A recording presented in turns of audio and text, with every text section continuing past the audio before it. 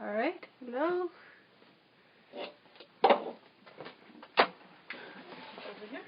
Just got another contribution. Oh, what? And it's $39. We only need one more member. Are we live? Are we broadcasting? We are live, yes. And there's no viewers. Oh. Not yet, because I haven't announced it. Oh. No one knows we're on. Oh, nobody knows? Not yet. Oh. I thought you did a pre-announce. I did a pre-announce, but no one's there yet. Okay.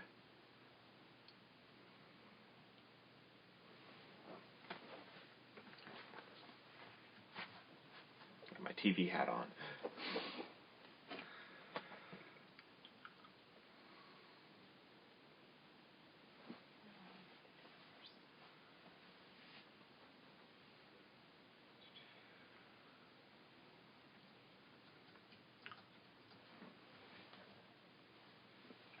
$81 to go. Oh my gosh, I cannot believe this.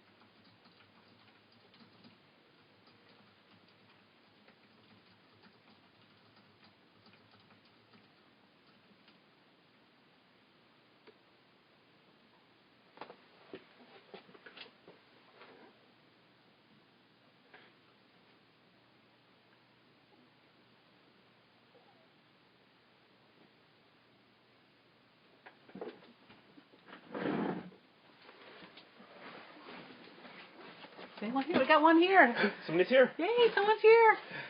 Who is joining us this impromptu evening? Hi, we are just so excited. What, you're excited? I'm upset. You're upset? Oh, we have the right book now. Yeah. So when we set up this whole plan of let's update the book, we're like, okay, take a little bit of time, bring it up to date. No, we thought we'd take a week or two, bring it up to date. And then we got this idea of, well, let's put a fancy graphic on it. Let's make a nice header. No, it's just fine. But then we're like, oh, we'll do these extra chapters if people are crazy enough to actually fund the project. And, well, now it's looking to be almost 100% fully funded, which means we've got, essentially it's going to be doubling the size of the book in a lot of ways. Oh, yeah, because they're not small. There's a reason we didn't cover these chapters in the first edition, is they took time to write, and they're going to be big and in-depth, and... Oh, wow. So we got our work cut out for us. It's very annoying. Well, it's annoying, and we're flattered. And, yes. And this will be a really awesome resource. We're excited to be able to It's going to be comprehensive. In fact, I don't know. What do you think about splitting it up into two books, a basic and an advanced? We'll see how the table of contents works. It'll be one book. I think it's going to be close to 150, 200-page book. Yeah. That's when you start shrinking the font. That's true. We can shrink the font. Oh, then we start getting complaints. Oh, then let me... Anyway, okay. 4 people now joined us. Thank you for coming and joining us and hanging out with us this evening. We just wanted to share a little bit, be with people tonight. Have some wine. Have some wine. Oh, you're going to have the wine. Yes. Okay. If you're joining us, it's probably because you've been following this Indiegogo campaign that we had. We literally decided to do the campaign like that afternoon. We put a little bit more thought into it. Okay, maybe the day before. Maybe the day before we decided to do this campaign. A little bit more thought into it, too. But it came together pretty quick. Came together pretty quickly, and we really were going to be so pleased if we raised enough to cover the graphic artist, the editor, and some of the other physical costs that go into creating a book, and that we've been funded as much as just one of our favorite Nomad gadgets here. This is the wine piercer. Let's see if we can blow the bottle. Here's my camera. We love our wine opener. It's the Cork Pop. You can get it on Amazon. Anyway, we're here. We're just here to hang out and chat. We'll take any questions. It's been a while since we've done one of these Ustream videos right on Ustream. We've been embedding them on the webpage lately. So if you're new to the Ustream thing, if you look there in the, I think it's on the right-hand side of the screen, there's a little thing that says chat. If you go over there, it'll open up a little text chat screen, and you can chat with us and say hi. And we're welcoming any questions that you have this evening. Pick our brain. Cheers. Congratulations, Dave. I think we're writing a book. $9,819 raised? Yes, we need $181 to get 100% fully funded, which is do all the extra chapters. Yes. It's awesome. It's pretty crazy. I am. And 100 members in the membership area. Which we have is totally awesome. One more. One 99. more person. We're 99. We have 99 people that have signed up for the new mobile internet aficionados. I've had to learn to spell a new word, by the way, since you came up with that name. Technology exists for a reason. Spell checker. Yeah. So we have 99 people who have joined our new mobile internet aficionados group. And this was an idea we had last year when we launched the book. It was like, oh, wouldn't it be cool to have a place where we can keep this information up to date? And so we kind of started the Facebook group, RV Internet, and kind of as a trial to see if we could do it, if it was sustainable sort of, for us. But Facebook posts are not particularly they get lost. Satisfying to write. You can't, anything long gets completely glossed over, and I like to, do longer pieces that have citations and sources and, dig into the information and then just kind of having the big open public group, you get a lot of drive-by stuff. Well, we'd have 20, 30 people join, so someone would mention the group in another group, and we'd have 20, 30 people join in an afternoon, and they all come in and ask the same questions that we just covered the week before. And for something that we can't, it's not easy to point people to information. You can't point them to here's the post. Well, you can, and they don't read it. Really, yeah. So they're not invested in reading it. So, right. I don't know. After a while, it was fun to do. It proved to us that we enjoyed interacting with people, that we enjoyed giving information and doing a little bit of support. But after a while, it started to feel... It was draining. It was draining. And and then you have to, a lot of moderation and trolls and stuff like that would come in. And and so now doing it this way, we're like, well, let's see if people are interested in this. And, it gives us an incentive to actually do it. We've written a newsletter every week with all sorts of news analysis and stuff. And it's been working great, and so people are seeming to be signing up and loving it. Yes, so Michelle says hi. I just want to say thank you, Michelle. You were the very first one to sign up when we announced this campaign. You were the first, and you signed up right away for the membership and went full in, and you just lit us up that we were on the right path with this. So thank you, Michelle. You propelled this, so we appreciate you. Like we said. We're welcoming questions this evening. They can be about mobile internet, about nomadic life, about our cat. She's about sleeping. Doing an Indiegogo campaign. Yeah, if you got any questions, this is our first crowdfunding campaign, so we're happy to share what we've learned about it. Over there in the chat box, it's in the right-hand side of Ustream. If you click chat, unfortunately, I think if you're on a tablet, they don't support it.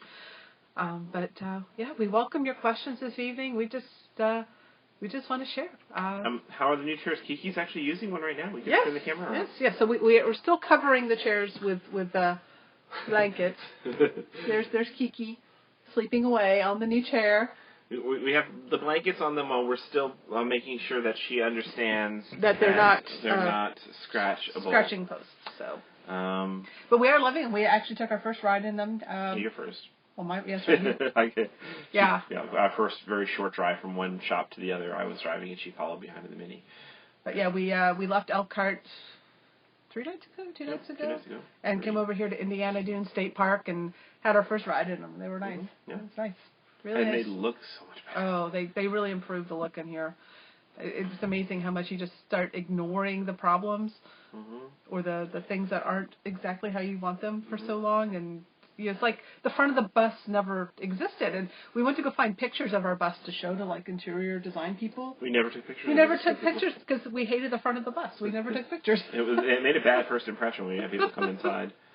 But the chairs were actually the smallest of the projects we tackled over the last few days. So we haven't really shared too much about the mega bus working we've done. Yeah, we scored big time this last weekend, getting into a RV shop that allowed us to kind of have use of their facilities. So we did a lot of electrical upgrades on the bus last weekend, and exciting stuff. Okay. So with the new subscription service, will there be a newsletter and a website? So there is already a newsletter. We've issued 4 issues of it so far. So we're aiming to do that weekly. Roughly weekly. Yeah, we'll see how the content flows on that. And yes, we this last week when we saw that we reached over 50 members, we went ahead and greenlighted having a website designed. We've registered a new domain name for it and hired a development crew. It'll be a membership site with forums. There'll be links to articles and archives of videos. We'll probably do some video content that we'll create. So there'll be a forum to interact with us. And Jack Meyer, he's internet guru. He'll be able to. He's offered to chime in and kind of help us moderate and answer questions, especially from the Android side, and also from more of the build it yourself side. He's an Androider and a build it yourselfer, and between us, we've got a lot of experience to tap into. So right now we're handling the group on a private Facebook group and also the newsletter. We're running that on MailChimp, and like I said, 4 issues have gone out already. And there's a sample of that on our blog today. If you go to technomadia.com, the current blog post, we actually pulled a couple samples out of the newsletter to show you the type of content that we've been creating. Yeah. And right now, basically everything in the newsletter at the moment has got also a corresponding page on the post on the Facebook group so that people can ask questions and comment on it. And then I think we've also linked from the Facebook group to all the newsletters. So anybody who joins can catch up and read the If you just go to one of any of the newsletters, you go view in browser, and then it'll give you the archive of everything on there. So yes, if you're just joining the Mobile Internet Aficionados, I think is the name we're going to go with. I'm kind of digging it. If you're considering joining, there's lots of great content that's already been created. As we're researching the book and adding new content, we'll be kind of sharing that with the membership group as we go. Yeah. So the membership group will get the stuff more quickly, more timely, things in progress. Initial first thoughts and stuff. We'll still be publishing and putting out on the main public blog. The big stuff. The longer reviews. Things that have been, more processed through. It's not like we're going to say, hey, everything, if you want to get it, you got to sign up. No, this is just another tier of beyond what we were doing before. Right. And then, the membership group is also going to allow us a way to interact with folks. It'll kind of be the only place we take a lot of questions at. Right. It's where we'll be focusing our energy on answering questions. And there'll be archives on there, so there'll be articles. There'll be all the video casts that we do like these. We'll be doing private ones just for the group. And those will all be archived. I think we're going to try the first private video on this Sunday. We're having our first one on Sunday. I'm going to go check our email. I just saw one more payment came in. We need one more member to sign up to reach 100, which was kind of the goal that we pulled out of thin air when we came up with the idea. So we're excited to see if we actually meet 100, which is just exciting to us. And just also the membership site will not be accepting new members after this campaign ends, probably for a short period of time until we actually build the site and set up the infrastructure so people can join automatically, so we don't have to process everything manually. So now is the last few hours to sign up during the preview period, and that actually doesn't count against your year. Right, yeah. So anyone who's signing up early, we're going to officially launch this when the book comes out, which now that you guys have added 7 chapters, it's probably going to have to be mid-July. I think it's going to take us that long just to put... Of 2015?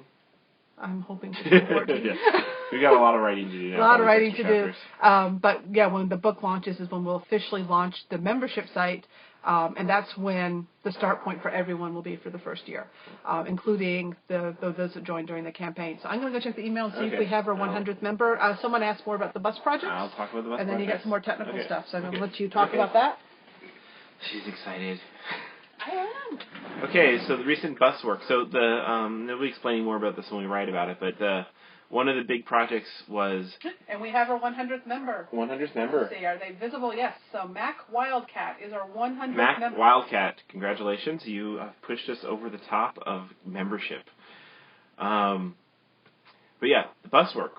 So when we first installed the lithium battery and the inverter and everything else in the bus, I had really no choice but to install it way up in the front And so the wires, both the AC and the DC wires from the alternator have to go all the way to the front of the bus and then all the way to the back where the distribution panel is. Because when we first had the bus, there was a giant propane tank filling up space there. It has always been in the long-term plan to relocate that stuff. And since we are on the verge of doing solar, and we wanted to make space for future battery upgrades, and we just wanted to clean up all that initial inverter work. To be clear, we're not doing this campaign to fund all these projects. These No, are already no. pre-funded. No, yeah, these are projects in the works for a while, and we just had the opportunity of the shop said, hey, if you want to hang out over the weekend, you can use our tools and we'll just hang out in the shop. And so it's like, really? I get access to a full shop and tools and expert advice and basically as long as I'm clear out of the bay by Monday morning, go to town. So we spent 3 all-nighters in a row essentially working on relocating the bus electrical system from the front to the back. And we tackled a bunch of other things like, changing out the anode rod that had been stuck in place and kind of lost track. There were a few other ones. Oh, and the valve thing. Did you talk about the valve, the inversion valve? That was the main reason. Oh, well, yeah. The reason we came to the shop, what we'd hired them for, was when we had that breakdown back in Tennessee, we needed to get the valve that goes to the auxiliary spring brakes mounted more securely. So we did that and had it mounted to the bulkhead, so that will never be able to happen again. Even though it took 10 years of jostling for that to happen the first time, we wanted to make sure that would never happen again because that was a major safety issue. So we had that secured to the bulkhead, and then since we were in the shop, we just kept on working right through the weekend and did our own projects with a little bit of help and guidance and access to tools and a big, well-lighted work bay. So that was some of the bus work, and it was fun and exhausting. What other questions we got coming here? Any experience or feedback using Cradlepoint to link balance between, I think you mean load balance, between multiple providers? I'm going to attempt to tie together Verizon LTE and AT&T 4G boosted by a 4G Wilson home version. One of the challenges when you're trying to do load balancing like that is it can be tricky with a lot of setup, and for mobile users, your connection quality changes all the time, so you might need to be retweaking it and resetting up. So I haven't played around with active load balancing in a while. It's not like we need more speed, particularly if you're in an LTE coverage area. You've got more speed than you've got all the speed in the world, and if you're trying to manage your data usage, you're better off actually intentionally directing. That one's not coming on. Oh well. Intentionally directing it where you want to go. So it's not something we spend a lot of time on, but if you experiment with it, do share with us how it works for you. Okay. Someone says the sample on the blog today was key to them joining the membership program, and I'm glad that helps. Awesome. Just to see that. Thank you for doing that, for saying that. That means a lot to us. So yes, we do have our 100th member. We are thrilled. I think we're only $142 away from having to write a 7th chapter. I wish there was an end campaign button. Yes.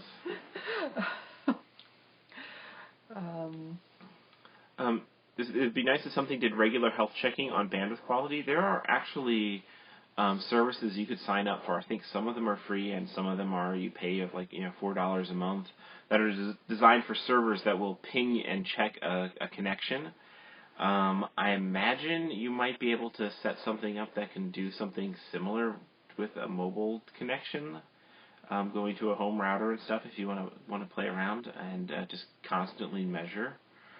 It's kind of a cool idea to see how that goes for you. Is the Wi-Fi Ranger thing going to be doing? Is that part of the new firmware? Wi-Fi Ranger actually does. I guess I could talk about I'll tease a little bit about the new beta Wi-Fi Ranger firmware, which is still beta. Features are subject to change and may come or go, but we're just starting to beta test the next generation Wi-Fi Ranger software. And one of the features I was most excited to see is a graph that calculates your usage over time, so you can see when you were using data and how much of it. And if they make that work, it's going to be very nice. Someone asked about Millennicom, if they're ever going to start reporting data. Because a lot of you, are you aware of that? What's that? that those who bought their Pantex later, like I think it coincided with the whole Verizon fiasco. They're not getting the updates. They're not getting usage reports. That's really annoying. I'll show you what you're missing. We don't know. We have not heard anything about that from Millennicom or Verizon. And I know Millennicom says they're still working on their own usage reporting to be like daily instead of. I mean, this is so handy. It sometimes lags. Enough. How much have we used already? 5 gigs. 5 gigs, dear. We're only on the 5th day, and we didn't use it for the first 2 days. What's using all our data? I don't know. I was installing Apple's new. No, you do that on Wi-Fi only. What day of the month is it? The 5th. It's the 5th. Well, it's 5 gigs. A gig a day is almost not too bad. Yes, but we don't have a 30 gig plan. Yeah, well, we need one. You need to conserve your bandwidth. See, we have problems with this all the time. That's one of the things I don't like about the Wi-Fi Ranger right now is you never really know what connection you're on unless you go to their page and check it out. I want something that's more. Well, you could force it to only stay on one, but if you have the failover set, which is really nice, if you want to, have your connection. Really nice. Well, if you want to have a connection that's up when you sit down, because campground Wi-Fi is often very frustrating, and it drops. And if you don't want to pull out your hair, the Wi-Fi Ranger, when it's working properly, will automatically switch back to your cellular connection, and theoretically switch back to the campground Wi-Fi when it comes back. Yeah, but so the problem I had, we were at Elkhart Campgrounds at the end of the month, and we had like 19 registering on the Pantex, so we had like 1 left. But we were set on campground Wi-Fi. I checked Wi-Fi Ranger first to make sure we're on campground Wi-Fi, and I said, well, good, I'm going to go ahead and just let it slowly. I had just finished producing the Wheeling It interview for the Rambling series. And I said, well, I'll go ahead and get that uploaded, and I'll just do it on campground Wi-Fi. I don't care if it's slow. It just needs to be up there sometime this year. And then all of a sudden, I came back and checked on it, and it told me, I checked on it like 20 minutes later, and it's like, oh, it's got like 20 minutes left. I'm like, it's a 1 gig file. I think it was 1.2 gigs file. It was a huge file. And then come to realize the campground had dropped out and had failed over to the Millennicom, and it burned up our last gig of data on Millennicom. So these rambling videos cost us a lot of data. Yes, they do. And the LTE connection can burn your data very fast.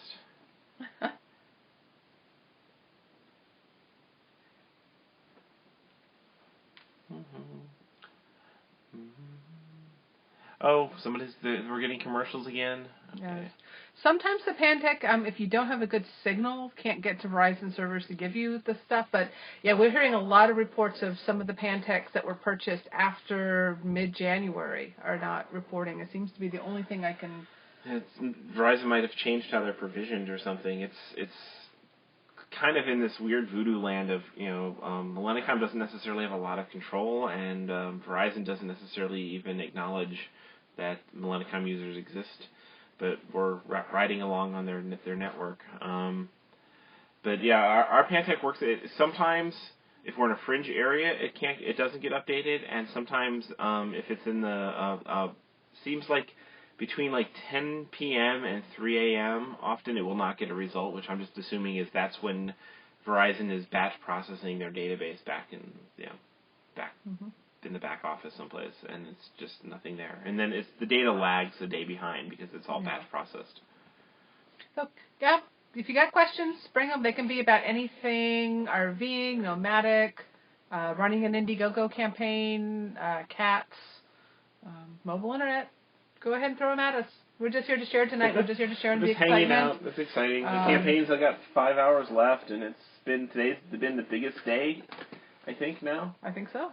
Oh. Did you lose that? Oh, of course I did, because I pulled the plug on our internet connection. So great. Well, yeah. Someone asked, are we still putting the kitty box in front? Yes, we are still putting it underneath the steering wheel in front of the new seats. Yes, we need to fix that. But so we'll probably need to do something about that. The long-term goal is to eventually get a diesel hydronic heating system for the hot water and furnace, and that'll go in one of the bays of the bus. Are we over 10,000? We're at 9908. Oh, boy. Tally just rolled. We're at 9908. That makes us $92 away from having to write a 7th chapter of the book. I don't know if to encourage you guys to do that or not, to fund us more. Yeah, we have a Vic Nishiba. Are they visible? Yes, okay. he's visible. Yeah. Awesome. Okay. Thank you, Vic. Thank you, Vic, for your contribution, bringing us over 9,900. So yeah, the eventual goal with the cat litter box is when we can remove the hot water heater. There's a nice cabinet in the hallway that we'll be able to put it in, and then we can change the litter box from outside. That's another bus project for another day. What, tomorrow? Tomorrow? You're going to do it tomorrow? Someone's joining in, says they're a newbie and they're glad to be on board. Love all that we do. Thank you. That's something this campaign's really shown us is we oftentimes don't get the comments that as many comments back or whatnot, but just to see how many people are enthusiastic to support us in creating this resource and the membership group it's been really good. Thank you all for giving us that confidence and showing us that we don't have to completely gift this content out all the time, that we can get a little funding for it and make it part of our income source to create and provide this income. It's really special to us to get that sort of support.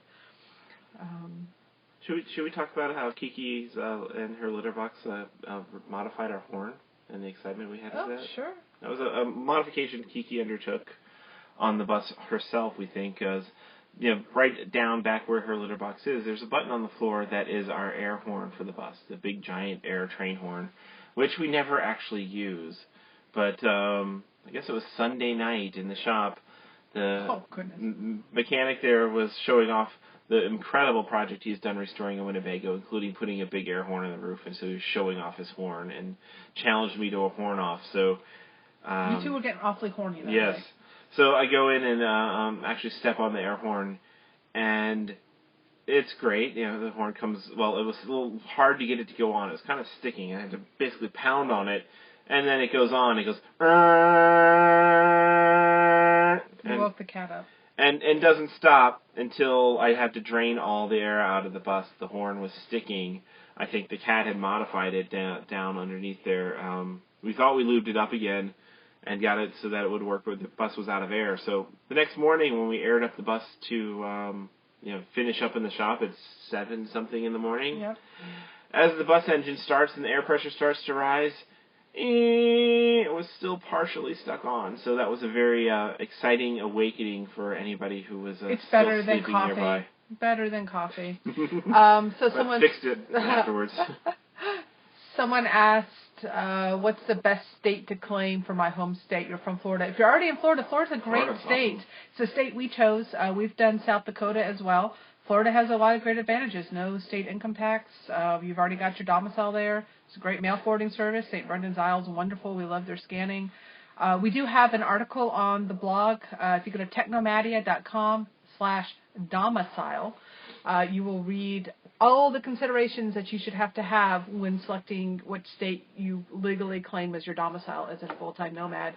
It's going to be different for everybody. There is no best state overall. They all have negatives and drawbacks. You got to weigh driver's license renewal requirements, income tax, health insurance availability, the amount of snow. The amount of snow. Yeah. Why does that? If you want to get Alaskan residency, it's tough to get. So yes, there's a lot of considerations when selecting your state of domicile, and the health insurance thing has kind of thrown a different complication into it.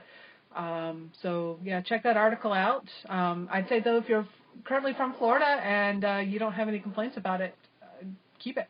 Yeah, Florida's good. Florida is what we went back to that a year ago. Back to Florida. I was in Florida when we met 8 years ago. 8 years ago today, babe. Mm-hmm. That's another exciting thing. She stalked me online and sent me an email 8 years ago today. Somebody asked about our burner costumes. Burner costumes. Well, we always carry our burner costumes with us. There's no planning involved. We always have them ready to go. We do have a Burning Man tickets this year. We have not decided if we're actually going or not this year.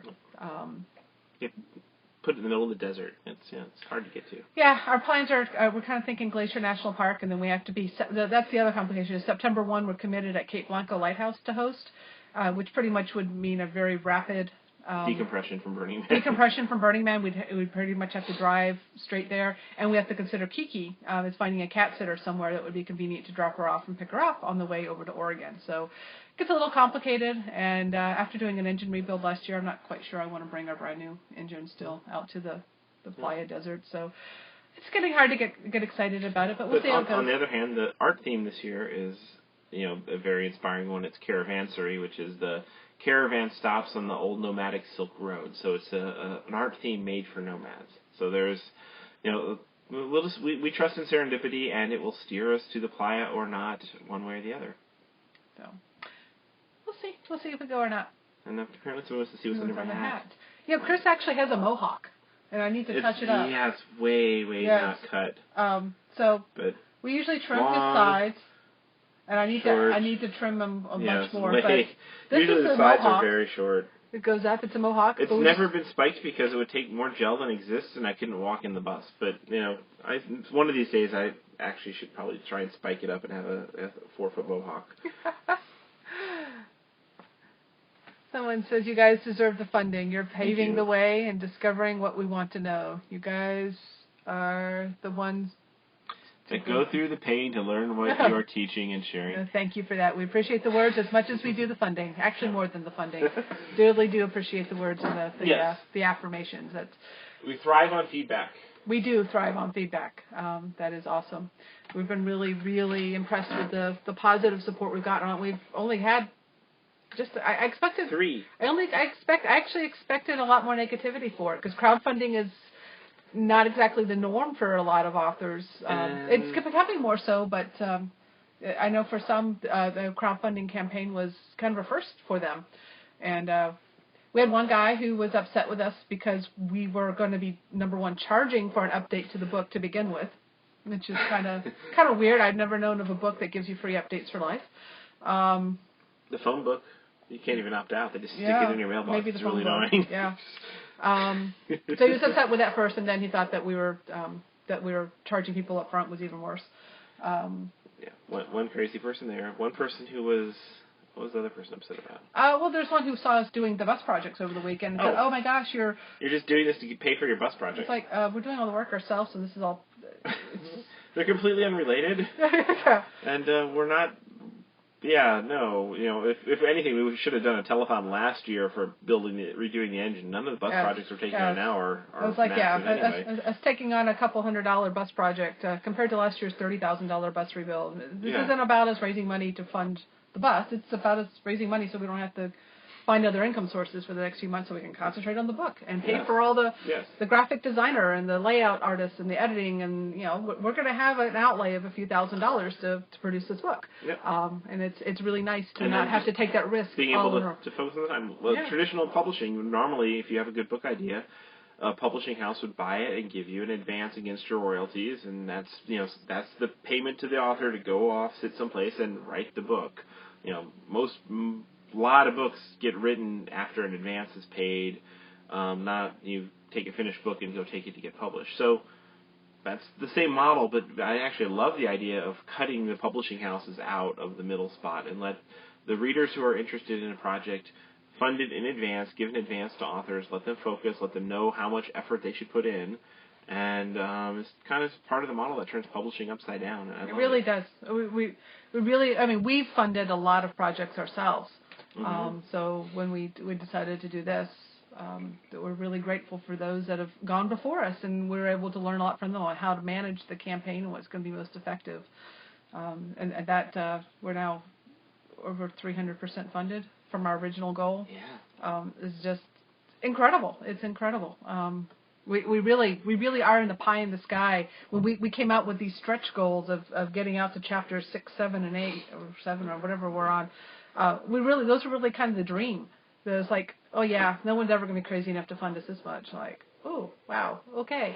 and that's where this campaign really pays off. Is if we'd just gone on what our own assumptions were, we would have done a basic update to the book on our own, released an update over the summer, and it wouldn't have had all these these big extended chapters. But now because we've seen how much support there is in advance, now we're going to go off and do them. So it's going to be a much, much better book for having got the been able to test the waters. And be able to create the new membership platform, and be able to do that as a real website, and having forums and resources there for our members, and be able to pay someone to do that. Well, we developed the book and concentrate on the book and the content. We're now able to hire somebody to create that for us. We could do it. We'd muddle through it, but that takes time. It takes effort. So and we're by the way, everyone that we're hiring to work on the book and the membership site are fellow RVers. Full-timers, usually, Yes. So we love that. We love being able to support. Wait, our editor's not. She's a part-time RVer, and she's going to Mars. That's true. That's a pretty epic trip. So she signed up to go on a one-way trip to Mars. So that puts all of us RVers to shame. Yes, she's going to be in the ultimate RV. Any hints on keeping the bugs down? New to full timing, the bugs found us. Yeah, bugs. They live outside. Screens help. Screens help a little bit. Going to the desert helps a ton. Going to lots of parts of California, there's like one of the things about California that's magical is there's some places with no bugs. I don't know how it happens. Cats can sometimes. Our cat likes to eat moths in particular. LED lights actually do help keep the bugs away. The moths that are drawn to incandescents are not nearly as drawn to LEDs. So if you have your porch light be an LED light and stuff, you'll have less moths bouncing against it all the time. And yeah, it's some days the bugs can be annoying, but actually not all that. Certainly no worse than a house. Right. Thank you for the wonderful comments folks are making. Thank you. Somebody was going to try and recommend another crowdfunding platform for authors. The way Ustream is set up, any links end up coming through as censored, so we couldn't see the URL. If you just type a name, anybody can Google what it is, but you can't actually put a URL or a .com or .anything into the chat window. So we did ours on Indiegogo. The thing we liked about Indiegogo is they gave us the flexible funding option, which is great if you're not sure if you're actually going to meet your goal. Which we honestly, when we started this, weren't sure of. 50-50 or so. We didn't know where to put the goal at, so we set it at $3,000 because that would cover the actual dollars that we would be paying out to other people to develop all this. So we went with them so that we could do the flexible funding, which means that like if we'd only raised $2,000, we'd still get the money. We would just pay Indiegogo a higher percentage for the money.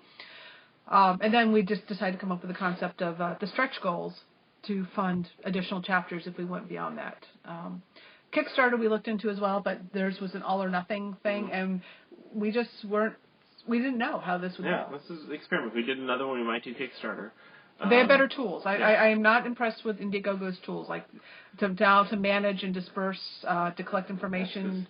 We have 263 funders. That's a big pile of people to keep straight of who has gotten an email, who has gotten their various perks sent to them and everything. And there's, as best we know, not having done one, but it seems like the grass is greener in Kickstarter land around. Well, I just know as someone who's funded Kickstarters, is like when the what do we consider the campaigner? Are we a campaigner?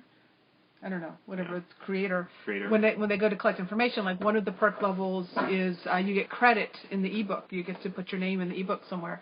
And so we'll have to go out and ask everyone who signed up for that level what they want displayed.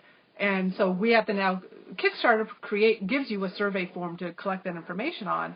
Indiegogo, they don't, so we're going to have to create our own survey forms and collect that information. So someone says, have we ever thought about an annual meeting, informal, just to meet and greet?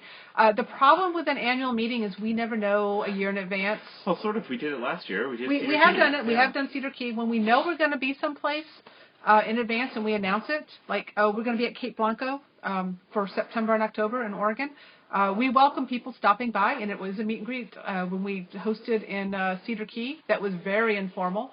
We had over 40 RVers stop by. Most of them, some of them stayed for a week or more with us. And if anybody wants to propose, hey, we're going to be at Cape Blanco for 2 months, and maybe we'll have like a Technomania gathering of some time or another. If you want to just, a lot of people want to show up at one time, we'll host a party. That's one thing we love about our village, which is the other big project we were involved with this year, is we can put up get-togethers when we know we're going to be there, and people can come and join up with us. And that's one of the things we do hope to do, is, when we're going to know in advance, key factor right there, we don't often know in advance where we're going to be, is we just put it out there and say, hey, we're going to be in such and such place, stop on in, and we'll do an informal gathering. Maybe we'll even do a talk or a Q&A session in person. We do love doing that stuff. Our problem is the planning. Yeah, like the big rallies, they plan out their presenters a year in advance, it seems. And we've been approached, and up until this year, we've never been big rally people in period. But just the whole idea of trying to commit to something that far in advance is really off-putting for us. So we are actually putting intentions to being at the Escapade in Tucson, Arizona in March. Right. And it's looking likely that we'll probably have some involvement with it as at some least sort of presenter of some probably sort. Presenting of some sort there. We ended up really liking the people we met. love We the people with the Escapees. They're just a wonderful family. We love the vibe and the energy that we got from the whole thing. So we're gonna go to the next one and be involved. So someone says, where do we see ourselves in the next 5 years? Right here, next to her. That's the important part. We're planning to still be together. I look at my life, when people ask me how I think 5 years in advance, I try to look back 5 years in my life and try to predict, could I even imagine where I am now? So 5 years ago, we were traveling, let's see, what year was that? We're in the Oliver. That must be 2009. We were in the Oliver, the little travel trailer, and we were laughing at motorhomes because they were so big and atrocious. And here we are living in a motorhome because it's big and atrocious. No, it's beautiful. It's beautiful and loving it. Back in 2009, I couldn't have predicted that we would have lived for 5 months in the Virgin Islands. I wouldn't have predicted that we would live a month on a train looking for a vintage bus.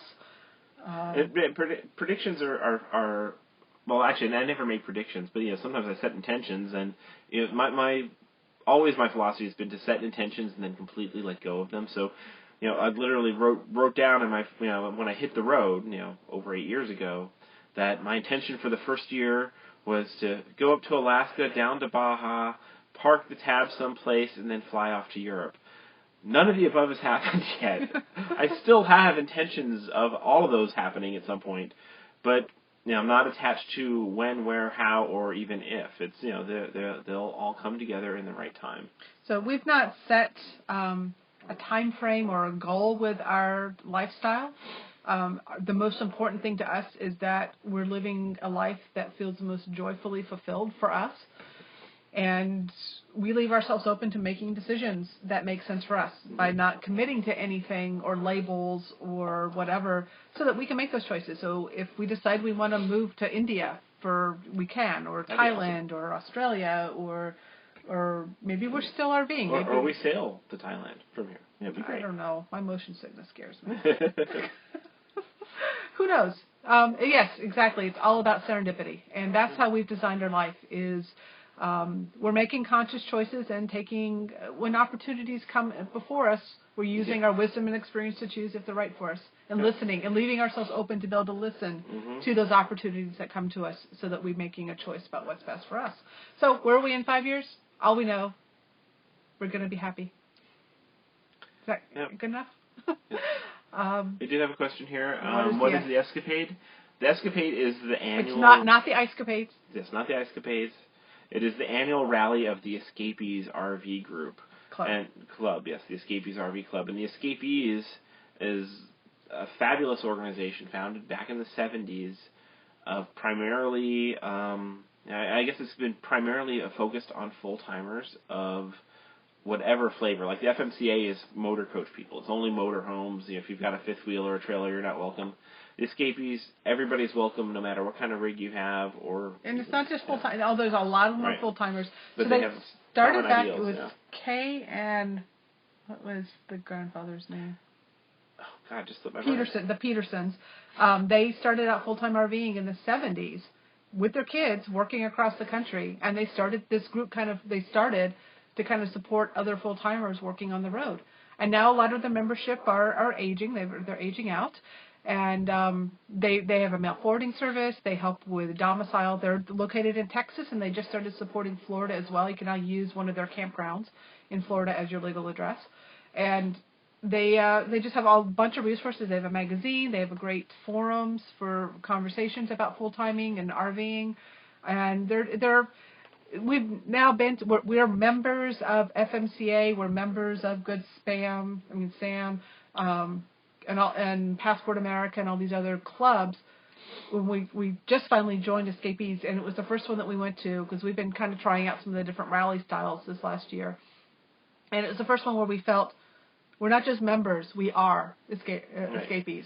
It's a lot more of a community. We're still, by far we're doing our best to bring the average age down in the Escapees, just like any of the other RV rallies. But it felt like we had a lot more in common with everybody that was there. We really clicked with a lot of the people. We had a great time. Do you know if we could still show up for the FMCA rally next weekend?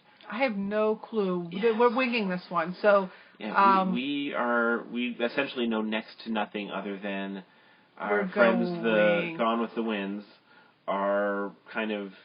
So if you don't know, the Gone with the Winds, Nikki and Jason, their blog Gone with the Winds, they are working with Fleetwood. So they were offered an incredible opportunity to drive around a brand new Fleetwood RV for the last 6 months. So they're kind of one of the headliners at the Fleetwood National Rally. They've been giving all the feedback to Fleetwood of here's how to change your designs and here's what to do. So they wrote us about a week ago and said, if we got you guys in, would you come? Will you stay in the area and wait so we can hang out? So we're going to hang out with Nikki and Jason, and also the Geeks on Tour are going to be there. So we're going to meet up with our friends Chris and Jim again, and some others that will be going there as well. So we don't know much about it. I know that the Fleetwood National Rally had to move its location, and they're joining up with the Glamorama, which is the FMCA version of the it's kind of the Great Lakes area. Great Lakes area. I don't know. See, we're totally agreeing with this. Yes. So if you search for Glamorama, you might be able. Maybe they're still taking registrations. It's this kind of this hybrid joint rally of FMCA and actually I guess Fleetwood is buying anybody who goes to the Fleetwood rally an FMCA membership, because I guess FMCA it's their rally and Fleetwood is kind of crashing the party officially, with welcome, but it is primarily the Glamorama had the venue and Fleetwood is relocated to it. And so, maybe you could still sign up via Glamorama. You've got to join FMCA in that case. I honestly don't know if they have day passes, if you can come in. Yeah. We know nothing. We just know to show up. 2 days ago, we didn't even know we were going. Right. So. We just know to show up on Monday, meet the Winds, and go park together and have some cocktails. And that's the plan. That's our plan. Yep. We're sticking with it. We'll hang out as long as you guys want. Have you checked our totals lately? Have we gotten any more? 9908. The last total was 9908. And it is still 9908. All right, we still need $92 to fund the last and final chapter. What is the description of the final chapter? It is picking a cell phone and plans, right? Is that what we made up? Yeah, okay, helping people. So what did we say we're going to write? Yes, okay, because the book is all about mobile internet, but it does cross over a lot with cell phones, voice. Some people like to talk on the phone. Some people have to talk on the phone. Some people get forced to talk on the phone because other people won't talk on the phone. And so I'm the designated phone taker, answerer, person, call maker. And so there is crossover of we're writing on mobile internet. We can also go into the latest details of cell phone voice plans and do a chapter on picking a good voice plan. So we'll be talking about straight talk and mobile share plans and regional carriers and other options for getting yourself. They're like Citizen Cellular is an interesting option that's come on the scene. That's the one that donates a certain amount of money? I don't know. It's an AT&T plan. They can get it as cheap as $10 a month. Okay, basically, maybe we should be sharing nobody else fund the campaign because there's a lot of research. There's a lot of stuff that's there that we haven't done that research yet. So we're going to have to go spend days and days and days making up spreadsheets and details and searching out everything about voice plans. $92 to go. We're going to be perfectly happy if no one... Either way. We've met our goal of getting 100 members signed into the membership program. If no one else donates a single dollar tonight, that's great. That means we're not on the hook for that last chapter. But if you do, we'll write it, and we'll be happy. We won't curse you too much. Yeah, go ahead and keep your questions coming if you want. We're happy to hang out and chit-chat. We're just here because, well, we wanted to celebrate. And we just think this campaign is phenomenal, and we're just overjoyed with how much we've been supported in this. And we just want to give back a little tonight. So if we can answer your questions, mobile internet, RVing, life on the road, working on the road, running an Indiegogo campaign. Solar, inverters. Yeah, solar is a project I'm also deep into right now, so that'll be probably a full future chat at some point. Any advice for newbies? Things to avoid. Don't be that guy, etc. Don't be that guy. Well, don't be the guy who gets so upset about making newbie mistakes. We all make mistakes. We're all that guy. We were that guy last week with our air horn getting stuck. Yeah, that's true. that wasn't really a newbie mistake, but that was a mechanical thing that I'm sure some people sleeping outside because there was a campground right next door were not pleased to have an air horn going off at 7 a.m. But yeah, don't be afraid of making mistakes, and don't be afraid of when things break. Don't be afraid of when you get your brand new rig, and then within your first week you back into a pole or scratch something up. It's like just take a deep breath and try to laugh. Remember, you'll get through it. Ultimate advice. It'll all be okay. You'll get past it. It'll be fine. Douglas Adams had it right with Hitchhiker's Guide. Is like don't panic and hold on to a towel. Because you'll need to clean the grease off. And make sure your sewer hose is connected fully before you dump your tanks. Yeah, you really don't want to be that guy who dumps your sewage next to your neighbors, but even then, I mean, we've all had sewage spills, and it happens. And yes. Someone asked, how much more money do we need to be funded? We are funded. So the campaign was funded. We only had to reach the $3,000 mark. What we're doing is for the last stretch goal, which is to fund the last chapter that we proposed, which is cell phone plans. And $92 more. $92 more is all that's needed to get to that goal. And like we said, we're perfectly happy if you don't do it. We're going to feel the pain to learn something to share with you, yes. Don't put the wrong fuel in. Let me guess, is that Clark there? Is Clark listening in? And he wasn't a newbie. So even the non-newbies make the newbie mistakes of filling their diesel tank with gasoline. I think, what was that, Clark? 160 gallons of gasoline into your diesel tank? That was a classic, legendary, awesome mistake right there. There's still songs being sung about that one. Yes, just remember, not all stations mark the diesel tank with green nozzles. Most do, but not all of them. Yes. Sometimes it means premium gas. Yes. Which costs you even more when you have to, then have it thrown away. Drove off with the basement door open this AM. Ouch. Hopefully too much damage. So tell us, you're currently considering for solar. How large of a panel can you buy now? Any luck on the flexible panel front? How many panels are you looking at installing, etc.? Are you ready to share that information? I can give, so right now... We're down to two choices. They're both flexible panels. Well, yeah, I guess I'd kind of narrowed it down to 3 options for flexible panels that were appealing to me. One is a company called HighFlex Solar.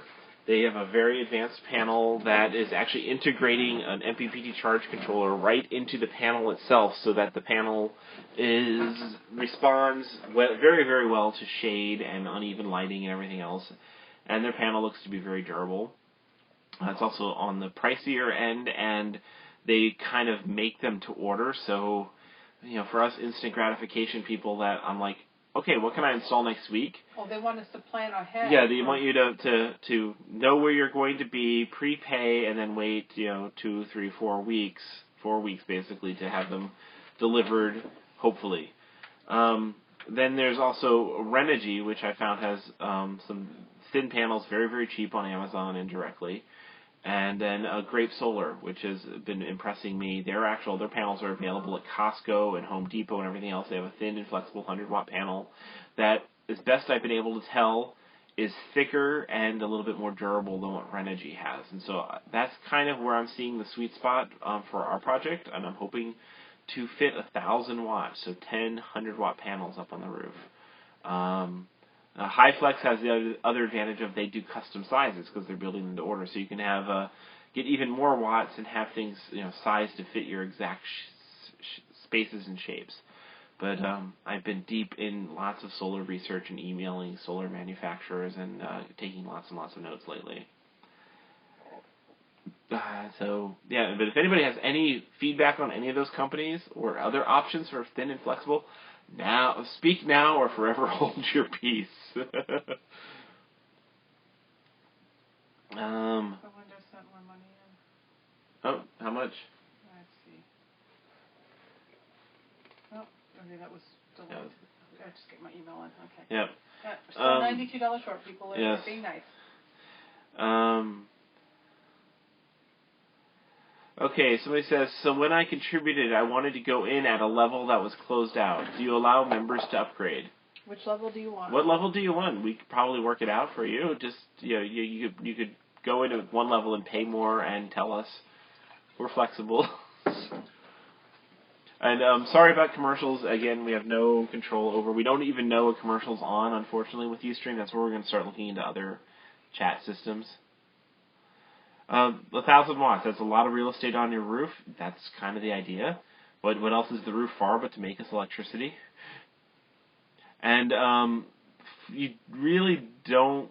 Some flexible panels, actually, particularly the ones that are really targeting the marine world, are like, yeah, sure, go to town and walk on them, but they're still not something that you ideally want. It's wrapped around inside.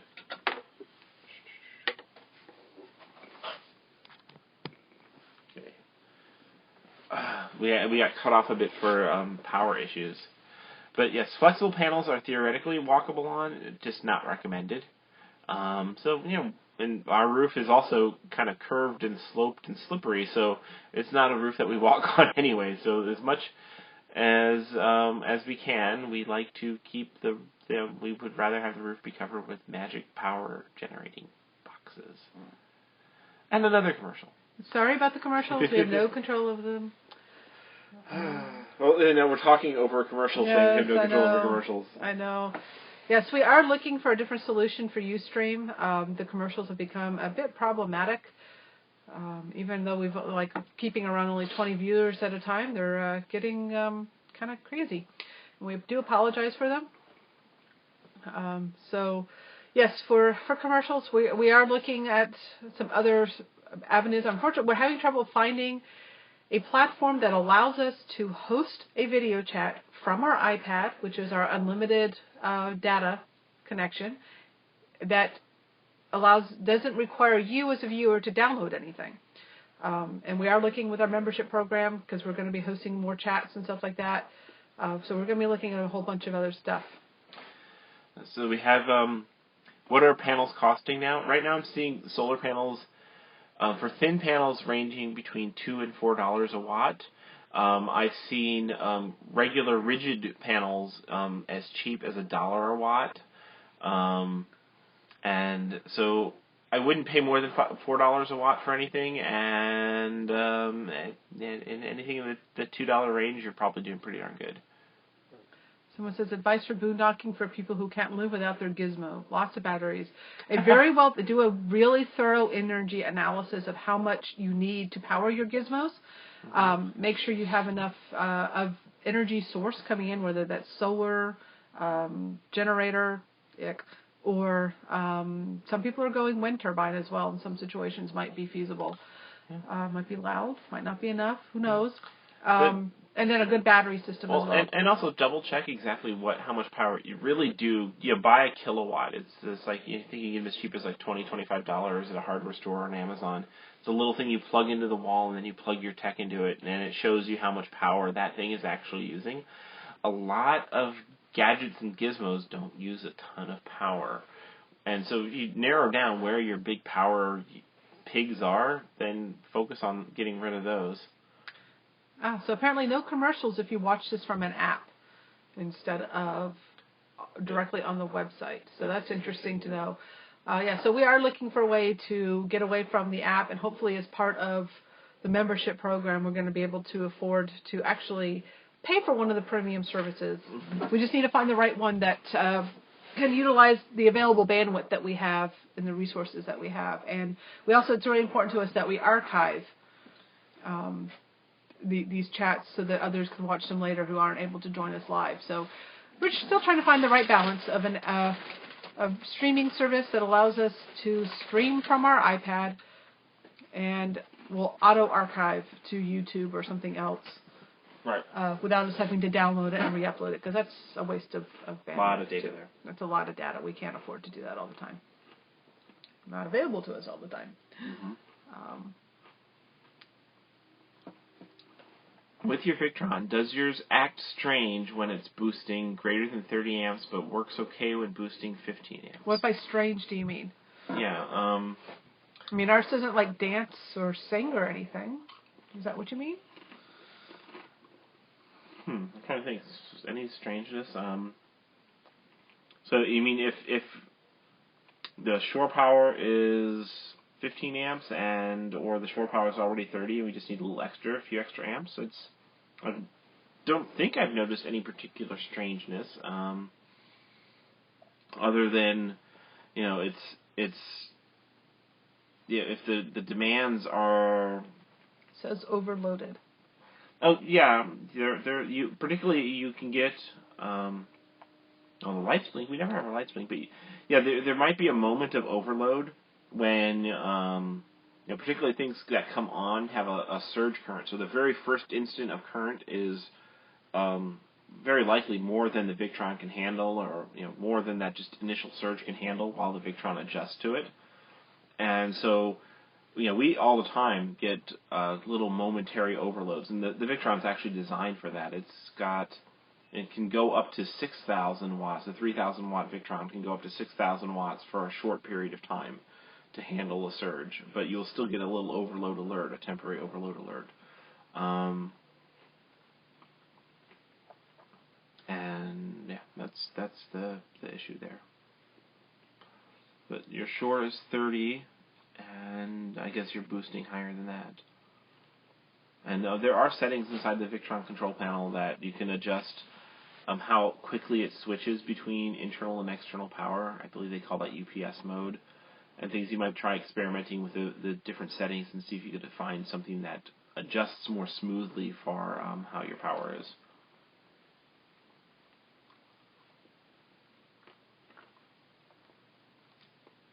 A question about does our Wi-Fi Ranger control, WFR control, disconnect for no reason occasionally on your Wi-Fi Ranger?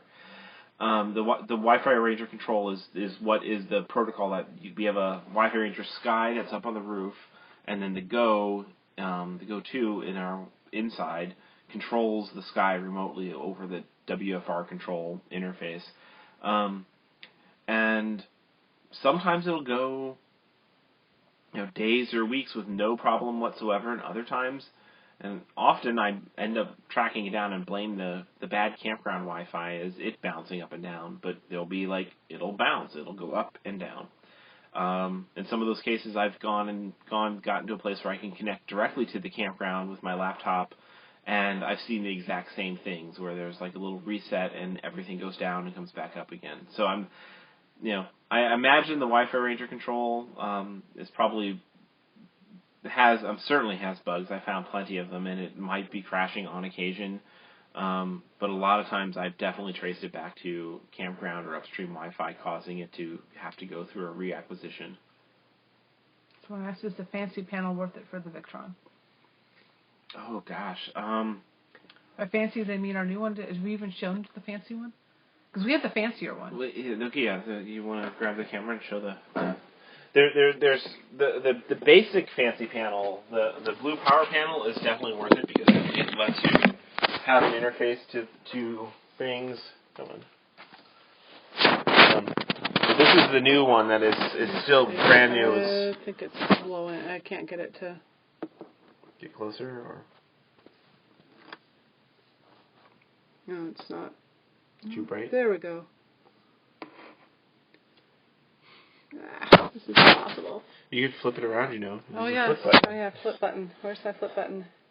There, right there. Flip. You can disconnect the power and get nice and close. And there we are. There it is. So this is the Color Control GX. This is the new control panel from Victron.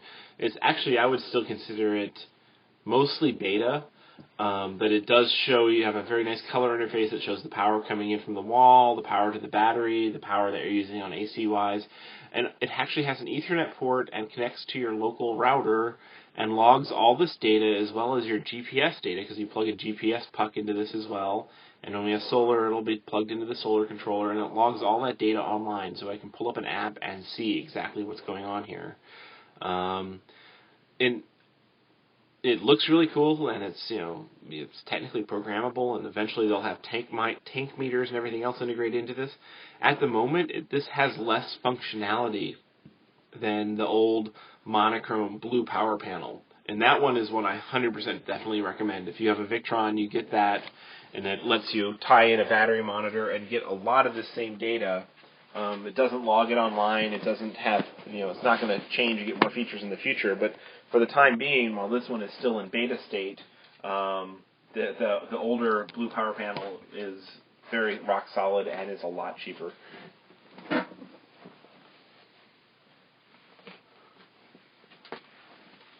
I like the ooh cool. And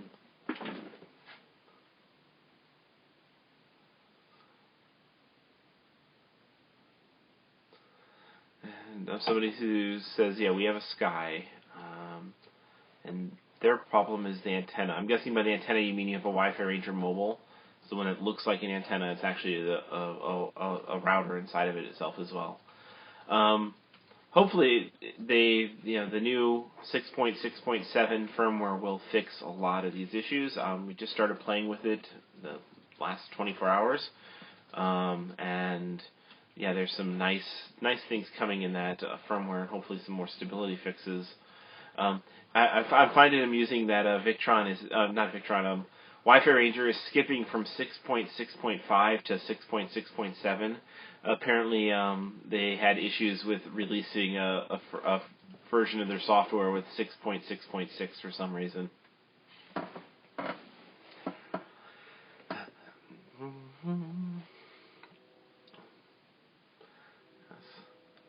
Yes, indeed. The color control is a very nice, pretty interface. I've been in chats with Victron. They've got actually much bigger plans for what that can do. It's mostly open source in Linux and hackable, and there's all sorts of fun things that can come there.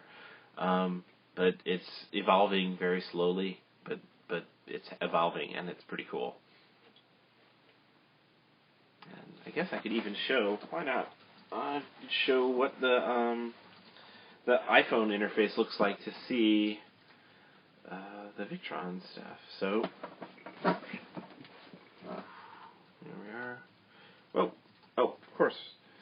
That internet connection. My Wi-Fi is still offline because I disconnected the router before, but I could log into.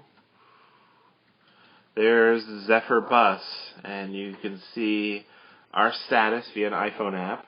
And the battery is 100% charged, but if we were out and about, but then you can see a lot of that same information right here logged, including, well, if you go to some of the interfaces, you can see things like your deepest discharge and the health of your battery and how many cycles have been, minimum and maximum voltage, and it even shows the starter voltage on the bus, which is pretty darn cool.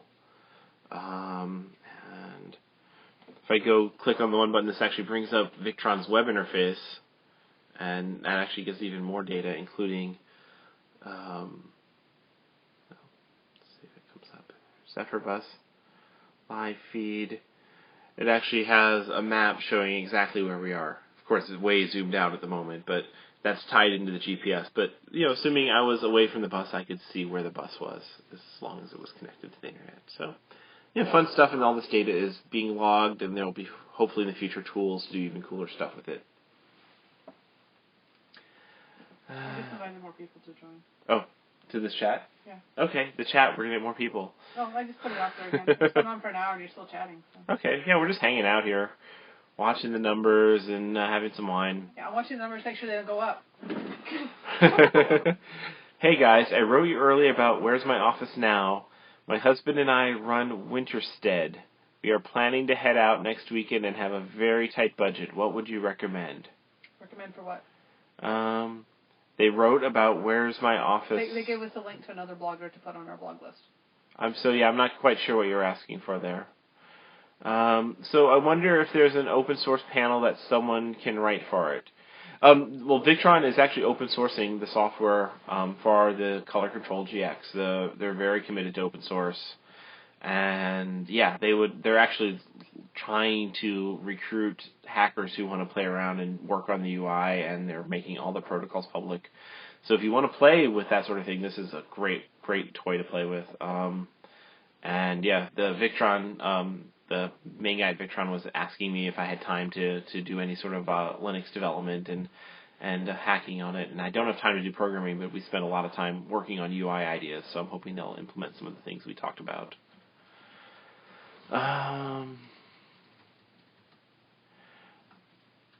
Okay, let's see. What's the question here? As far as worth your money for a data plan, we go to school and work online, so we would need to be connected as much as possible. Yeah. I mean, Millenicom is by far the best deal out there. Still, they had to raise their price by $20, but it is still an absolutely fabulous plan. You get 20 gigs for $89 a month, and that's all includes taxes and fees. And if you need that much data, that is a really great way to go. What's it like to be in a really bad storm in the bus? It sounds awesome. It sounds really cool. I guess you think about it like, a bus is designed to be going, 55, 60, even 70 miles an hour down the road, and that's, potentially into a headwind and stuff. So the vehicle is designed for pretty heavy winds. You just don't want something to blow against you. We had one storm come through while we were at the Badlands that, almost had me afraid a window was just going to blow out. Things were blowing past us and everything. That was, as the storm front hit, I guess the gust was probably up around 60 miles an hour. But the bus held up just fine. The key is getting your awnings in. Having your awnings out is very bad. Last couple of years ago up in Madison, I was out holding down the awning in the middle of the night as a storm came through. It was almost lifting me off the ground. And I'm trying to, if I let go of the awning, it's gone. It's going to go over the top of the bus. And I think I was wearing, just a pair of shorts. I was barefoot and being pelted by rain. There might even be a little bit of hail. And I was trying to look up on all of our mobile devices, getting current radar reports to let them know, is it how long is this going to last? How long is it worth holding on to the awning for 5 more minutes to see if this was going to simmer down, or if we should just try to manage it in this wind? Because the awning had started to actually come apart. Because we had it out, and this sudden thunderstorm came through, and so the arm had basically slid loose and was coming loose, and it was just me as ballast holding the whole thing down. Until the storm passed and I was able to try and get things secured. So that was exciting. We now don't try and leave the awning fully up, and we're in storm areas, and we do have a weather radio that we keep our eye on. Yes, dark sky is a great one. It does give you great warnings in most areas about localized forecasts. Storms are coming, winds are coming, and things like that. We also do keep the Red Cross app, and we have another one called Weather Radio. Weather Radio gives you a lot of... It's called Radio. Yeah, it's called Weather Radio, and it gives you a lot of... You can set it so it gives you alerts for whatever you're concerned about, flooding or... There's my collection of weather apps right there. I don't know if it's going to focus. Okay. Then we check things, we check a lot. We do also keep a traditional handheld weather radio on board so that we can turn that on. Unfortunately, those don't normally change location with you. You have to manually set them, so those aren't as useful. We do like the apps better because as we move locations, they automatically set to the new location, so we don't have to think about it. Although one of mine's not working so well. I was getting tornado alerts for Georgia. We're in Indiana right now. So that was kind of weird. But, do know how your apps change their locations before you depend on them Yeah. to give you alerts. Because some of them you do need to manually update or do a setting to automatically track your locations as you change them. Yeah. So somebody asks here, you have to have that panel before you get any of that stuff right. The unit itself doesn't do it alone. I think he's referring to the Victron color control panel. And the inverter itself is very smart, but it doesn't have any sort of screen on it, so it'll flash things out via lights. There are a range of control panels, ranging from a very basic one that just brings the lights up into your living room, and then gives you a dial that lets you set how much your shore current limit is. So never go above 15 amps, never go above 30, never go above 50. Or then there's the basic monochrome blue power panel. And then there's the Color Control GX, which is this colorful one. Or you could actually talk to the inverter with a USB interface and talk to it from your computer, which is one of the best ways to actually program all the settings. So someone asks, is there an example you can give of how much 20 gigabytes is when using internet? So keep in mind, gigabytes are not measured by time, so you can't say that equates to spending 6 hours a day online. It really depends upon what you're doing. So if you're watching a lot of video, that can eat up your bandwidth pretty quickly. If you're just surfing web pages, checking email, text-based things, Facebook. You can do all the text in the world for just a few gigabytes. Text does not use up anything at all. Pictures gets more so. Interactive web pages that are like, running constant ads and doing all sorts of stuff, more so. Software updates can actually be a huge drain. Some software updates are hundreds or megabytes and even gigabytes. But then video is what kills you, particularly HD video. Netflix is... So streaming, you put out some figures tonight on the Aficionados group. Yeah, Netflix streaming, rule of thumb is a Netflix movie in HD is around 3.5 gigs. And a TV show, a half-an-hour TV show episode is around 1.5 gigs. In HD. So that's going to eat through your monthly data really darn quick watching video. Yeah, so we kind of look at streaming video, especially on our Millennicom account, as being something we might do at the end of the month if we have leftover data, which we never do. We usually run out by the 25th of the month. Yes. In fact, somebody used 5 gigs already, so if someone's got to start conserving... You've been using it too. No, I've been on my iPhone on my AT&T plan. No, you've been using it too. I've been checking our campaign all the time. Yes, The awning. Saw about the awning, missed the internet info, but I'll check out later when you upload the video to YouTube. Yes, these videos will be archived. We'll save this one too. Are we going to archive this one? Yeah, might as well. Just good Q&A here.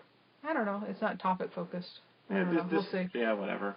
I don't know. When we upload these videos to YouTube and they're not topic focused, we get a lot of negative comments.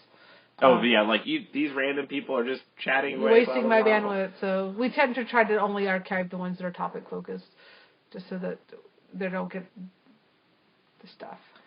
Walking Dead episodes are 2.5 gigs, so that's less than a season's worth you'd be blowing through your data cap. Do they have a larger plan, more than 20 gigs? Well, they do. They now actually... They will sell you a 40 gig plan. You can actually offer pre-op. So if you use the way Millennicom's working now, it is a hard cap at 20 gig. So it's optional. If you come up to your 20 gig, they'll send you an email and offer to sell you another 20 gig for $89.99. And unfortunately, you can't prorate it. You can't say, I only want 5 or 10. But if you know you want 40, you can actually every month you can actually pre-authorize them to just bill you for 2 plans. And you'll get 40 gigs for the month. So it's whatever $89.99 times 2 is.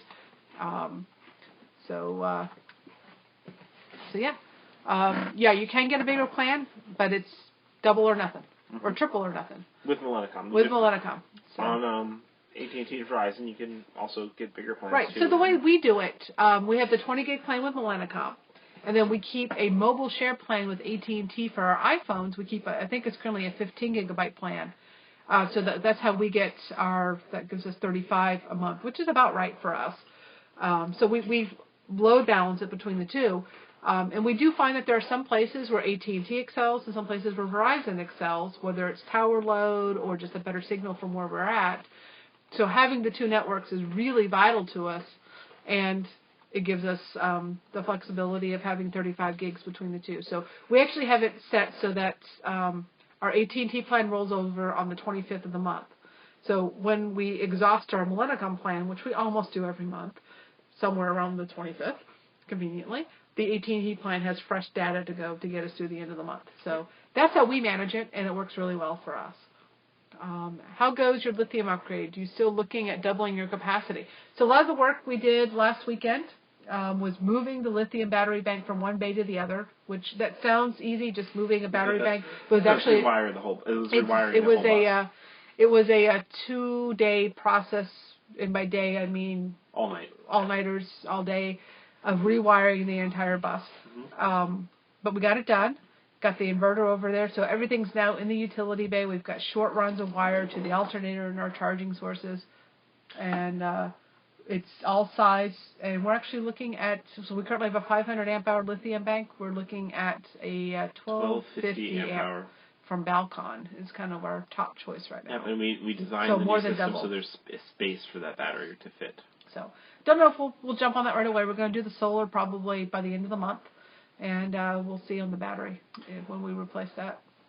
Would weather apps drain your gigs when they constantly upload?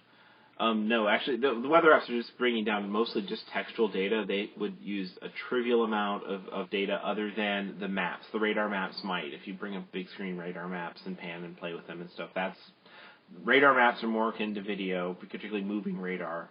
The regular weather updates, that's just text. It won't register at all on data usage.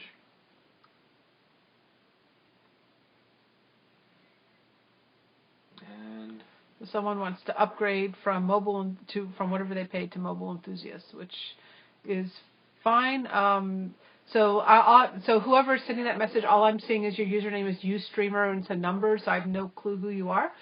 Make sure you notify that in the in whatever message you send us. And I'll go look it up. We'll have to do it after the video chat. Or when I take a break and go over there. I'll go look at it.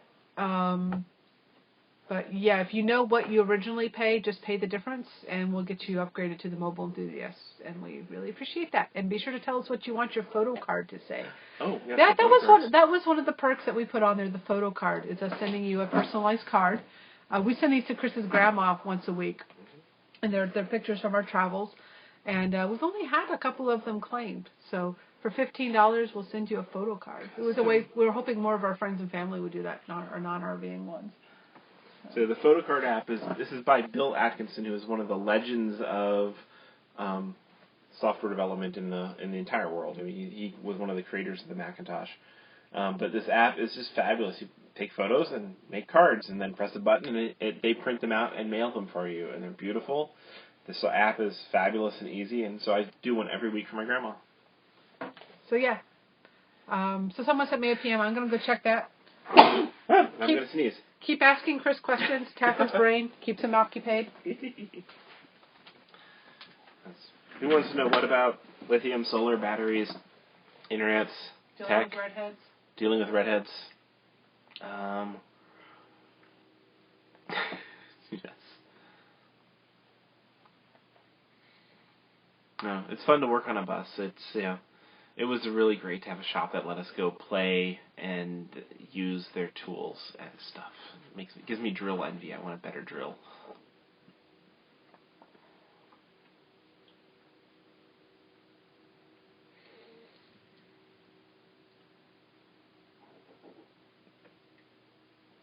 No more questions?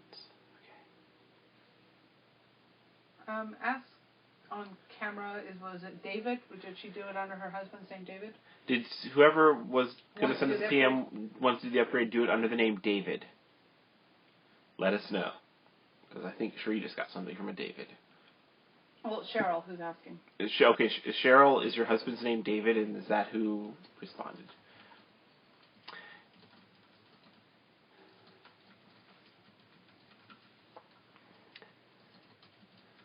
The photo app we're using is Photo Card by Bill Atkinson. I tried several of them, and I just fell in love with that one. And just as a coincidence, Bill Atkinson is a computer legend, so it was all double cool. And then when I had a bug, I wrote in, and he wrote back, and I had my little geek squee of like, he wrote personally, wow, how cool is that? And thank me for submitting the bug report. So Photo Card, really, really nicely done app.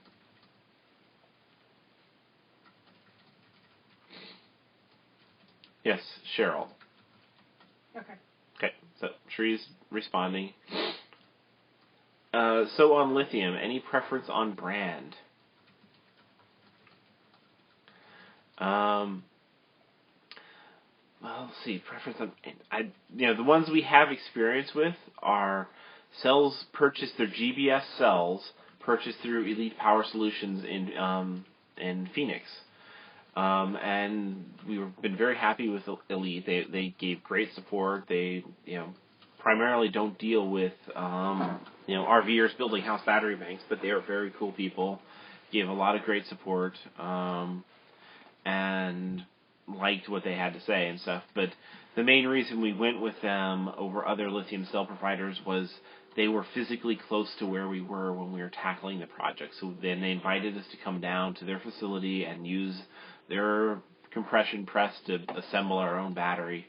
Right now, if I was building a house battery bank, the biggest single cells you can buy that I know of are from a company called Balcon.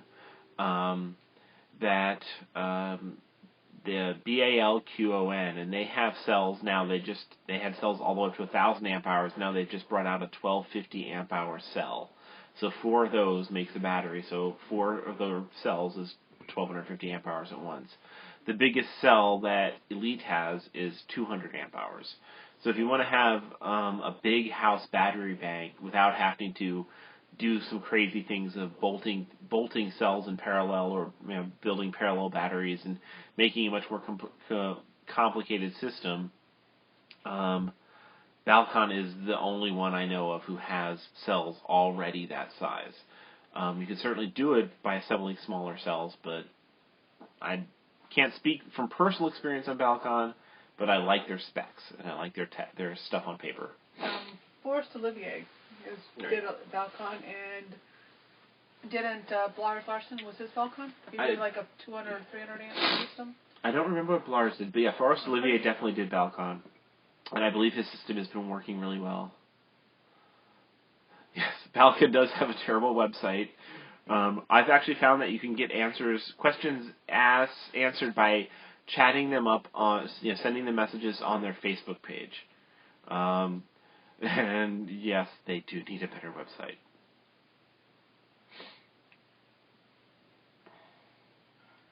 Okay, I got that question. Okay. Anything else? As not really any other questions. I've been. Oh, Scoot. Oh, Scoot. Okay. There you go. I'm happy to go up and answer questions over there in email. Okay. Well, hand me my wine then. Okay, I'll give you one.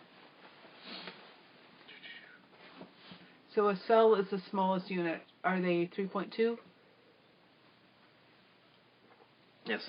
Lithium cells would have a nominal voltage of 3.2 ish. Yeah, they tend to be higher than that. But yeah, four lithium cells is what builds a 12-volt battery bank. Whereas a lead battery actually has 6 cells in it to make a lead battery bank. That equals a 12-volt battery bank. 16. Okay. Cool. People having fun hanging out here with us? So yeah, we appreciate you coming and hanging out with us and keeping us company as we wait for the final numbers to come in. I don't think we're going to stay up till the end. I think it'll be 2 a.m. our time. That's normal. That's normal for us, but I don't think I want to be on camera. Oh, yeah, no, God, no, we don't want to. Yes, marathon. Go, go, go. Will we cross the final limit? Make the final chapter happen. Yeah, so it's still holding at 92. That means people are giving us a break. Although I do believe someone is going to upgrade their package, so that may push us over to the 10,000 mark, which is exciting. It's exciting that we might have actually crossed 5 figures. I never imagined that. I mean, I was excited if we got 3,000. Oh yeah, you were kind of doubtful of that. I was doubtful we'd get 3,000. Yeah. I thought we were going to be doing really, really good if we got enough to fund paying for our editor and our graphic designer, right, getting some layout assistance, and doing some illustrations.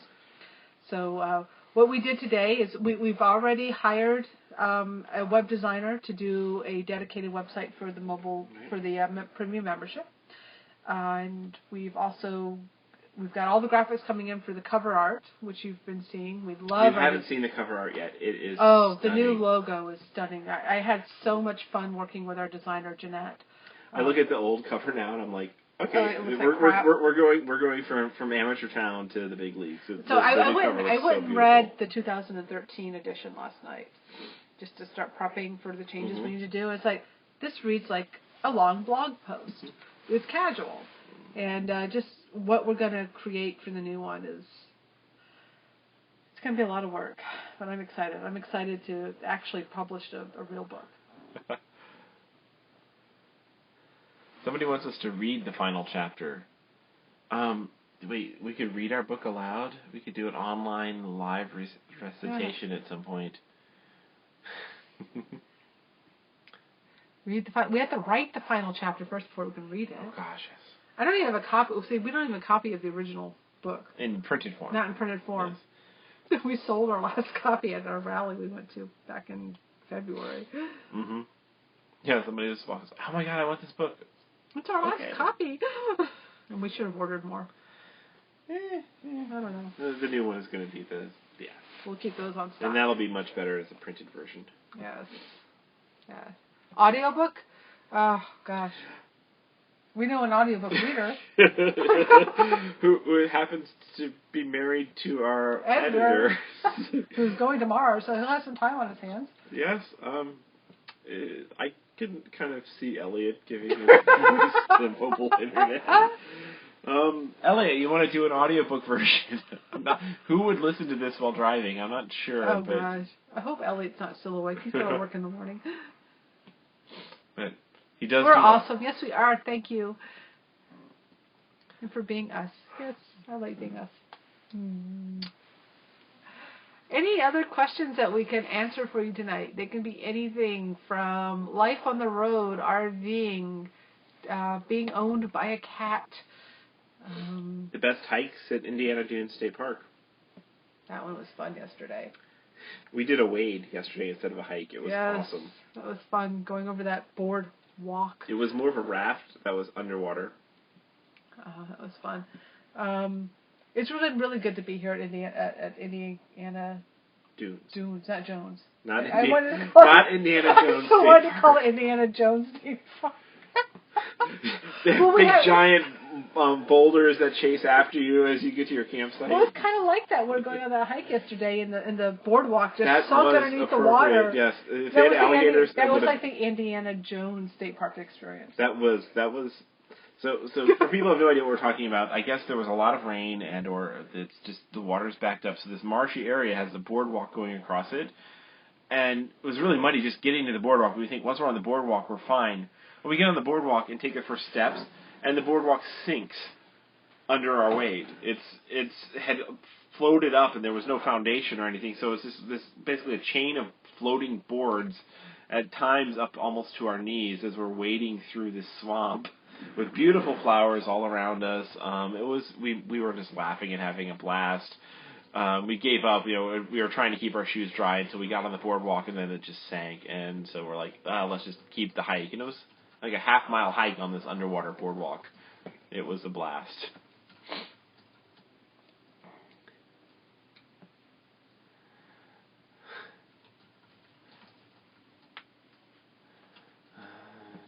Oh, we're apparently over 10,000. Oh, great. Okay, I guess we're doing a book. another chapter. Cheryl. Thank you. Okay, wow. Thank you. That's And apparently the Spurs are beating Miami too. Wow, watch other numbers go up too.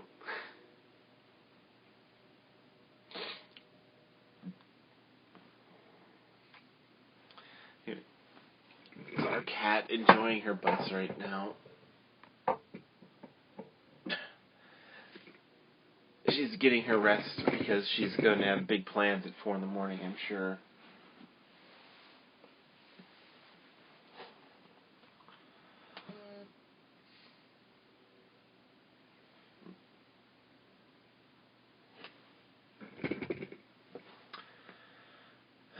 So get over here, we gotta celebrate. I gotta go look at it first. It's not real until I look at it. Okay, let me update the screen. Holy crap. Thank you, Cheryl. Thank you. So, come over here. We should toast on screen. We accomplished every single stretch goal on this campaign with 4 hours to spare. Thank you, everyone. This has been quite an experience. We're going to make a book worthy of this all. And if there's no blog post for the next 2 months, it's your fault. Yes. This is what? How many extra chapters do we have to write? 7. 7 new chapters. But the book is not coming out until 2015, so we got plenty of time. Oh, goodness. Oh, questions. What is your favorite wine? Red. How will we order our T-shirts? Sorry. Oh, so the T-shirts, yes. So everyone who has signed up for Mobile Enthusiast or Full Supporter will be getting it as an automatic perk in their package. We'll be sending out information to ask for your T-shirt size and color preference. And right now we are leaning towards, we'll be setting up a store on a site called teespring.com. It's kind of a place where you order the shirt and they send it directly to you. Right. We didn't want to do it as part of the Indiegogo campaign because they would take so many extra fees that we'd have to charge more for the shirt. And we wanted to make it more affordable for everybody. And we wanted to have time to get the design right, too. We wanted to get the design right. So we're probably going to time it so that we start the ordering because we don't want it to do like Cafe Press style where you get a crappy print and it like goes through 2 washes and it's no longer wearable. We want to do a really nice, high-quality shirt. So what we're going to do, Teespring allows us to collect the orders all up front. It's kind of like a crowdfunding campaign, but it's not. It's more of a campaign for ordering T-shirts. Well, yeah, because T-shirts, the more you order, T-shirts one at a time are a bad idea, but T-shirts is a bulk order. You get good pricing and much better quality. So Teespring batches up the orders. There'll be a window of probably 2 or 3 weeks. Yeah, we'll probably do a 2 or 3 week order process. And it'll be multiple options. We'll have women's shirts because I'm really particular. I do not wear straight line shirts. They have to come in at my curves, show off my curves. So there will be women's shirts and men's shirts and unisex shirts in multiple colors. So you'll be able to choose your color and size. You'll be pre-ordering the shirt, and then Teespring will charge you and ship it directly to you. So that's the option we're looking at right now. We're really impressed with their design. I went through it. Yep. I'm just waiting for final artwork, but we're probably going to time it so that you receive the shirts about the same time that the book is actually released. So we won't be starting orders for that probably until later in June. Yep. And then actually, it depends on how long it's going to take. Yeah, it will. 7 chapters is kind of a lot for us to wrap our heads around. We really weren't planning on it. So I'm hoping we can get the book out in sometime in mid-July. But yeah, there'll be plenty of announcements to do the T-shirts and. Oh, tank tops! Yeah, I think there was a men's tank top available on Teespring, so I can probably put one of those options in if there's enough demand for it. Yeah. And we didn't answer. What's our favorite wine? Wine. Whatever's in our glass. Okay. Red. I'm partial to reds. True. Oh my gosh, we just raised $10,000. Yes, we did. We can do this. Okay. If you can't afford it, don't feel like you have to. Go for what you can afford, and we don't take it personally. We appreciate every donation. Absolutely. Contribution. It's not a donation. Yes, because we're pre-selling something. It's a pre-sell. We appreciate every contribution. We know that everyone's at different budget levels and what you can support. Yep. If you can't afford it now, don't worry about it. We're fully funded. We're overfunded right now to do this. So everything is, we're good. You can wait till the book comes out and do it. And there's always, if you ever have extra funds and you want to contribute to us, there is a contribute button full time on our blog at the bottom of it for anyone who ever wants to buy us a virtual dinner or a virtual beer. We always appreciate that, and if you want to buy us a real dinner or a real beer or wine or something, we appreciate that. We love meeting people. It's, in the right circumstances. Anyway. Someone asked how to sign up. Sign up for what? I think they meant the T-shirt. The T-shirt. We'll be announcing spread the word once we have it. We will spread the word. If you were able to hear about this video chat, you will be able to hear about the T-shirt campaign because we'll make sure it is announced on the blog, on the Facebook page, and we'll also send out everyone who has contributed to the campaign. We'll use the update feature on that to send out an announcement about the T-shirt sales when we have those ready. Like I said, we probably won't be starting that until mid to late June, just because we want to get the artwork finalized, and we want to time it so that the T-shirts are coming out about the same time the book is. So once we know the book is getting finalized, probably once we send it to the editors, when we'll start focusing on the T-shirt. And those of you that funded at full or mobile enthusiast, we'll send you an email. We will send you an email to ask you what T-shirt size and color that you want. So, wow, I can't believe it. We've crossed 10,000. We crossed 10,000 on live internet broadcast. Thank you all for being here. We should let you all call it a night, and we should as well. I'm looking at that number across 10,000. I never expected that. I really, when we crossed 3,000, like in the first week, I was blown away. This is just incredible. Thank you, each and every one of you who has funded us, given us the encouragement that we're doing something that is worthwhile for you. Yay! Thank you. Cheers. We're going to call it a night. Thank you. Good night. Break out another bottle of wine. Just might do that. Tonight's a night to celebrate. Yep. Thank you all. We love you. We'll see you online. We're going to create you something awesome. Cool. Thank you.